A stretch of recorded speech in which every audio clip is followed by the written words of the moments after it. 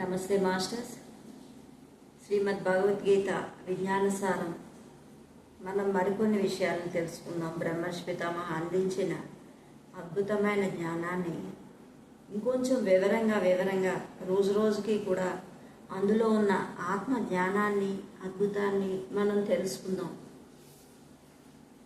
ఓ అర్జున, బుద్ధి కంటే అతీతమైంది ఆత్మని తెలుసుకొని బుద్ధి ద్వారా మనసును వశపరుచుకొని జయించడానికి కష్టమైనటువంటి కామం అనే శత్రువుని చంపి జయించు. అంటే బుద్ధి కంటే అతీతమైనది ఆత్మని తెలుసుకొని బుద్ధి ద్వారా మనసును వశపరుచుకొని జయించడానికి కష్టమైనటువంటి కామాన్ని అనే శత్రువుని చంపి జయించు అంటున్నారు. అంటే కామాన్ని జయించితేనే మనకి ఆత్మజ్ఞానం వస్తుంది, ఆత్మ అనుభవపూర్వకమైన జ్ఞానం తెలుస్తుంది. సంఘం ఇచ్చిన అల్పబుద్ధి కంటే బలమైన ఆత్మబుద్ధిని తెలుసుకోవాలి. సంఘం చెప్పిన దానికి తల వంచరాదు, ఆత్మను తెలుసుకోవాలి. ఆత్మ చెప్పిన దానికే తల వంచాలి. ఆత్మజ్ఞానం ప్రాప్తించక ముందు సంఘం ఇచ్చిన బుద్ధి మాత్రమే ఉంది. ఆత్మజ్ఞానం ప్రాప్తించిన తర్వాత ఆత్మ ఇచ్చిన బుద్ధి వస్తుంది. మొదటిది అల్పబుద్ధి, రెండవది మహిమాన్వితమైన బుద్ధి. సంఘబుద్ధి అనారోగ్యాలకు దుఃఖాలు కలిగిస్తే ఆత్మబుద్ధి ఆరోగ్యాన్ని ఆనందాన్ని ఇస్తుంది. విశృంఖమైన మనస్సు ఆత్మానుభవాల ద్వారానే వశపరచబడుతుంది. అప్పుడే క్రోధం అనే శత్రువు చంపబడుతుంది. ఆత్మజ్ఞానం తదనంతరమే అరిషడ్వర్గాలు మిత్రషడ్వర్గాలుగా మారతాయి. రజోగుణి అయినా తమోగుణి అయినా మొట్టమొదటి దశలో ఆత్మలో దూకండి. ఇదే శ్రీకృష్ణుని సందేశం. సంగమిచ్చిన బలం కంటే ఆత్మబుద్ధి తెలుసుకోవాలి. ఆత్మను ఎలా తెలుసుకోవాలంటే ఆత్మకి తల వంచాలి. ఆత్మజ్ఞానం ఆత్మజ్ఞానం మనకి రాకముందు ప్రాపంచిక జ్ఞానమే ఉంది. అంటే దాన్ని మనం ఫస్ట్ నుంచి మన తల్లిదండ్రులు సంగమిచ్చిన బుద్ధి ద్వారానే మనం ఉంటూ ఉన్నాం.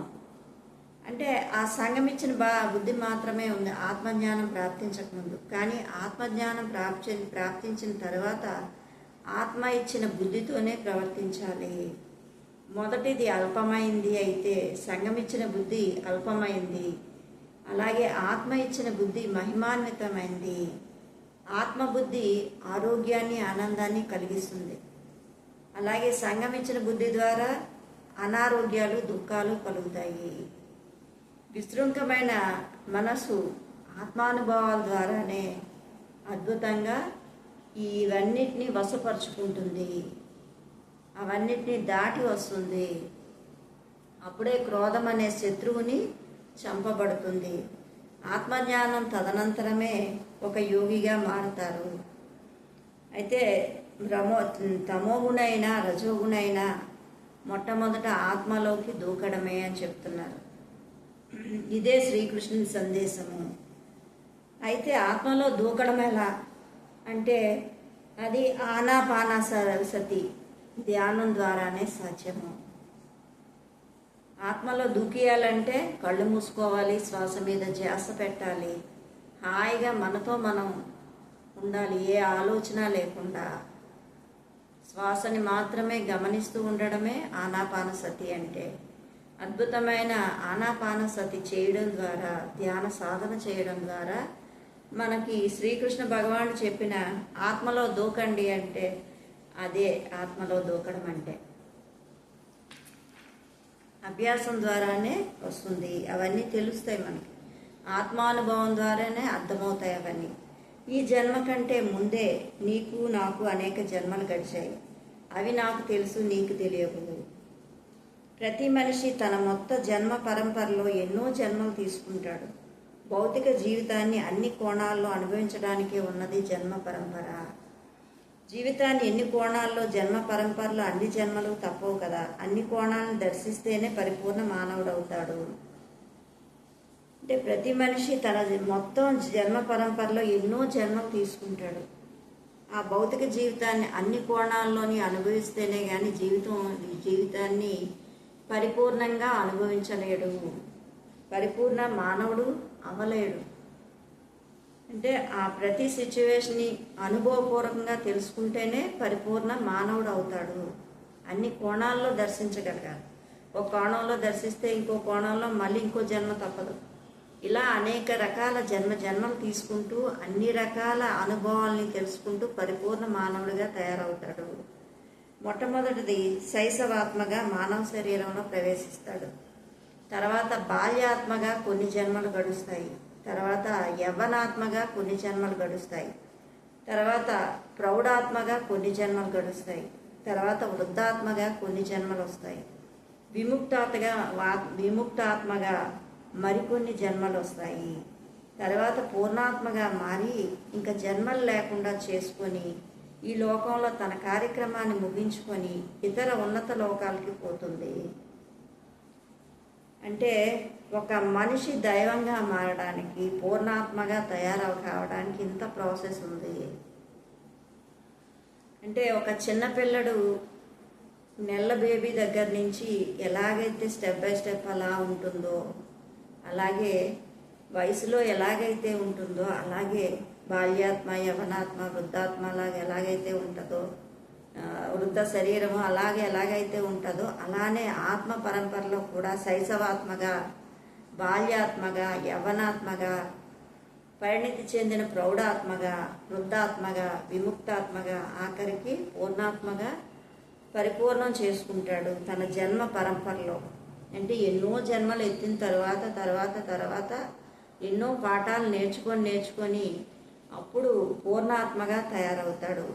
అప్పుడు ఈ లోకంతో పని లేదు, పై లోకాలకు వెళ్ళిపోతాడు, ఉన్నత లోకాలకు వెళ్ళిపోతాడు. అంటే ఇక్కడ నేర్చుకునే కార్యక్రమాలు అయిపోయాయి. ఎలా అయితే ఎల్కేజీ నుంచి 10th అయిపోతుంది, డిగ్రీ అయిపోతుంది, తర్వాత ఇంకా పీజీ లెవెల్కి వెళ్తారు. అంటే అక్కడ ఇవన్నీ ముగించుకొని ఎలాగైతే పైలోకాలకు వెళ్తారో అలాగే పీజీ దగ్గరకు వెళ్ళినట్టు.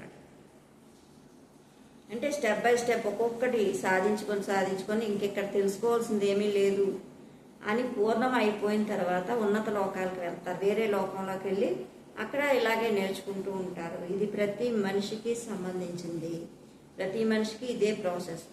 కాకపోతే బాగా చదువుకున్న వాళ్ళు, చదువుకోలేని వాళ్ళు ఎలాగైతే ఉంటారో అలాగే ఇక్కడ కూడా బాగా నేర్చుకున్న వాళ్ళు మొట్టమొదటి దశల్లో కొంచెం ఆత్మపరంగా ఎదిగిన సోల్ అలాగా బేగా చేయడం జరుగుతుంది. తర్వాత నెమ్మదిగా ఒక్కొక్క ప్రాసెస్ ప్రకారంగా ఎవరి ఇష్టానుసారంగా వాళ్ళు వెళ్తూ ఉంటారు. అందుకే తొందర ఏమీ లేదు, పరిపూర్ణం చేసుకోవాలి ప్రతి జన్మని అని చెప్పేసి చెప్తున్నారు. జన్మ పరంపరలో తుది దశలో తాను ఎవరో తెలుసుకోవాలి మొదలై ఒకానొక అజ్ఞాని ఒకానొక జిజ్ఞాసుగా మారతాడు. జిజ్ఞాసు ఒకానొక గురువు ద్వారా ధ్యాన మార్గం తెలుసుకొని ధ్యాన సాధన చేసి ఆత్మజ్ఞానాన్ని పొందుతాడు.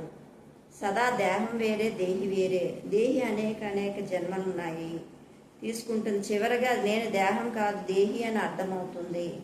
కనుక ఒక యోగికి, ఒక ఆత్మజ్ఞానికి తన జన్మలు తెలుసుకుంటారు, ఇతరుల జన్మలు తెలుసుకుంటారు, వాళ్ళ జన్మలు తెలుసుకుంటారు, ఇతరుల జన్మలు కూడా తెలుసుకుంటారు. యోగి కాని వాడికి ఇవేమీ తెలియవు. కనుకే అనేక రకాలైన ప్రశ్నలు ఉంటాయి. ఎప్పుడైతే పూర్ణాత్మగా తయారయ్యారో ముగించుకొని ఉన్నత లోకాలకు వెళ్ళిపోయి ఆ జన్మ పరంపరలో మళ్ళీ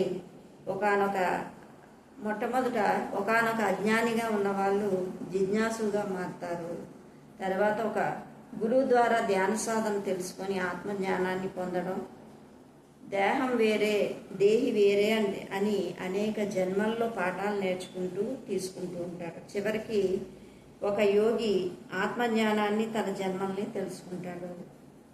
అప్పుడు ఇక యోగి అయిన తర్వాత తన జన్మలు ఎన్ని జన్మలో తెలుసుకుంటాడు, ఇతరుల జన్మలు కూడా తెలుసుకుంటాడు. తర్వాత ఇంకా వాళ్ళకి ప్రశ్నలు అంటూ ఏమీ ఉండవు.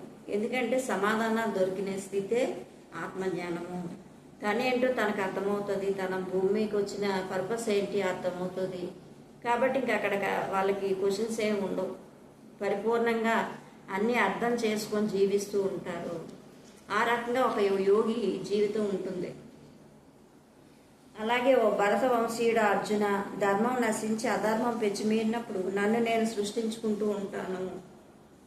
అర్జునుడితో శ్రీకృష్ణ పరమాత్మ ఏమని చెప్తున్నారంటే, ఎక్కడైతే అధర్మం పెరుగుతుందో అప్పుడు నన్ను నేను సృష్టించుకుంటాను.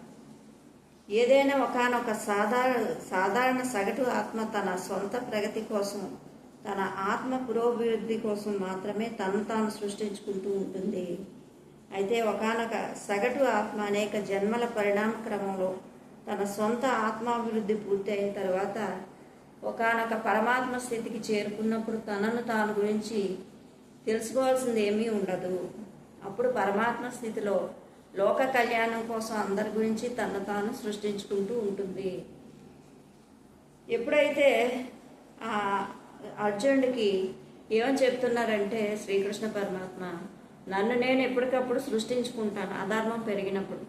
అలాగే ఒక పూర్తిగా సగటు ఆత్మ కూడా, ఏ ఆత్మ అయినా తన పూర్తిగా ఆత్మాభివృద్ధి పూర్తి అయిపోయిన తర్వాత ఒకానొక పరమాత్మ స్థితికి పెరిగినప్పుడు, అంటే ఆ స్థితికి ఎదిగినప్పుడు వేరే జన్మ అప్పుడు ఏమవుతుందంటే లోక కళ్యాణం కోసం తను వస్తారు, వచ్చి తను తాను సృష్టించుకుంటారు. అలాగే శ్రీకృష్ణ పరమాత్మని, బ్రహ్మర్షి పితామహ పత్రిజీ అని అంటే వాళ్ళను సృష్టించుకొని వాళ్ళు సృష్టించుకొని ఇక్కడ ధర్మాన్ని బోధిస్తూ అందరినీ ఆత్మతత్వం వైపు నడిపిస్తూ ఉంటారు. ఇలాంటి మహానుభావులు, ఇలాంటి పరమాత్మలు ఆ శ్రీకృష్ణ పరమాత్మలాగా మనం కూడా చేరుకోవాలంటే ధ్యానం తప్పనిసరి. ప్రతి ఒక్కరూ ధ్యానం చేయాలి. ధ్యానం శరణం గచ్చామి, వేరే ఏమీ లేదు.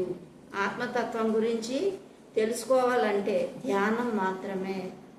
ధ్యానం ద్వారా ఆత్మాభివృద్ధి అవుతుంది, ఆత్మను తెలుసుకోవడం అవుతుంది, ఆత్మలో లీనం అవడం జరుగుతుంది, ఆత్మతో అనుసంధానం అవుతూ ఉంటాము, ఆత్మ అనుభవాలు పొందుతాము.